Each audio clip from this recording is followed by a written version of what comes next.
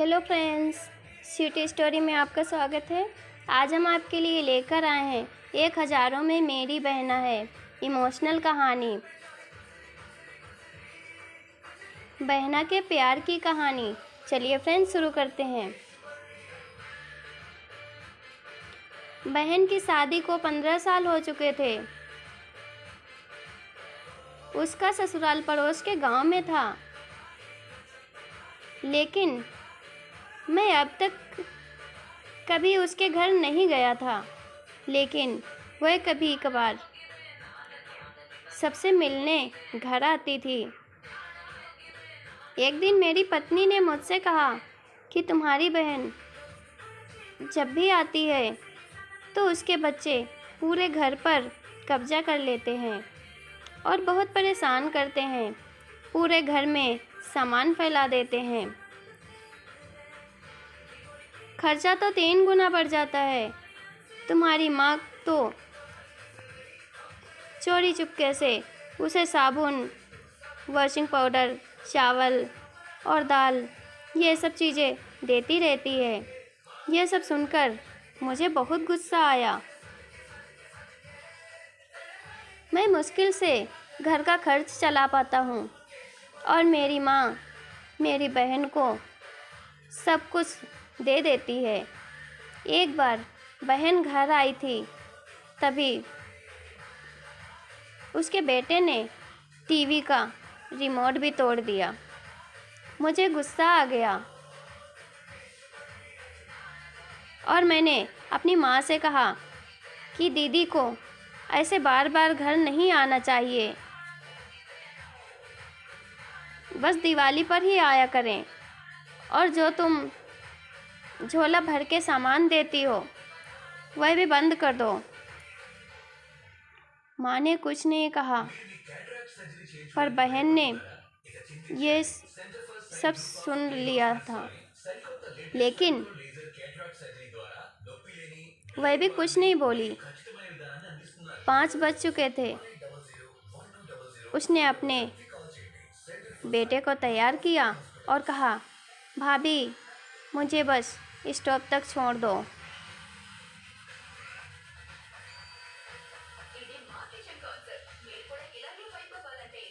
मैंने ऐसे ही दीदी को झूठ मूठ बोला।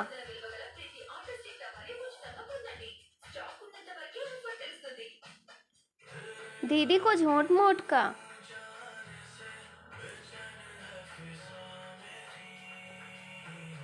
बोले जा रही थी। दीदी कुछ दिन और रुक जाए। उसने मुस्कुराते हुए कहा, अरे नहीं, बच्चों की छुट्टियां ख़त्म हो रही हैं, हमें जाना चाहिए। अब एक दिन हम दोनों भाइयों के बीच ज़मीन का बंटवारा होने वाला था। तभी दीदी भी आई थी, लेकिन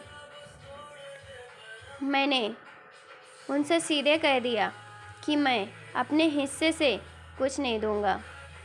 माँ ने कहा कि बेटी का भी अधिकार होता है, लेकिन मैंने उसे चिल्लाकर कहा कि मैं उससे कुछ नहीं दूंगा। दीदी सामने बैठी थी, पर कुछ नहीं बोल रही थी।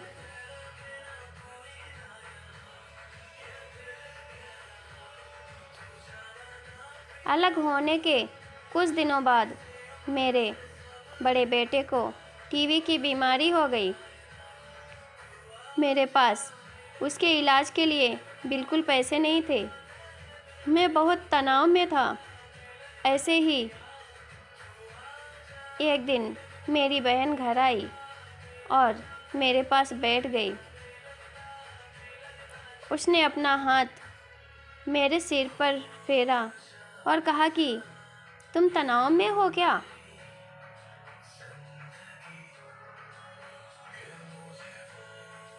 मैं तुम्हारी बड़ी बहन हूँ। मैंने तुम्हें पहचान बचपन से पाला है, तुम्हें जानती हूँ। मैं और तुम मुझसे भी ज़्यादा बड़े दिखते हो।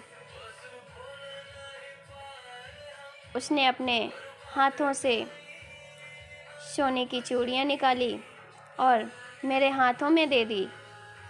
उसने कहा, तुम पागल हो, तुम ऐसे ही टेंशन ले रहे हो।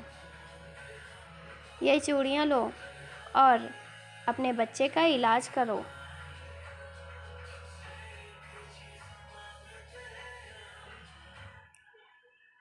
वह धीरे से बोली, चूड़ी के बारे में किसी को मत बताना, तुम्हें मेरी कसम है। उसने फिर से अपना हाथ मेरे सर पर फेर दिया। उसने मुझे 1000 रुपये दिए। उसमें 100 और 200 के नोट थे।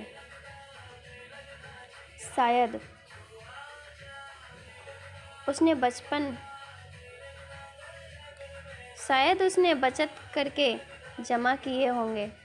यह पैसे जेब में रखते हुए बोली कि बच्चों को जो चाहिए ले लो और इस तरह टेंशन लेकर मत बैठो।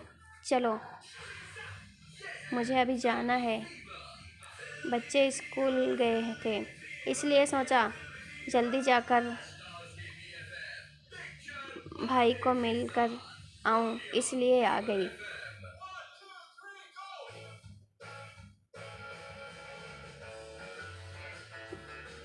तभी मेरा ध्यान दीदी के पैरों पर गया। उसने टूटी हुई चप्पल पहन रखी थी और पुराना दुपट्टा पहनना था। वह जब भी घर आती थी, उसके कंधे पर हमेशा वही दुपट्टा रहता था। बहुत जल्दबाजी में चली गई और मैं कुछ नहीं बोल पाया।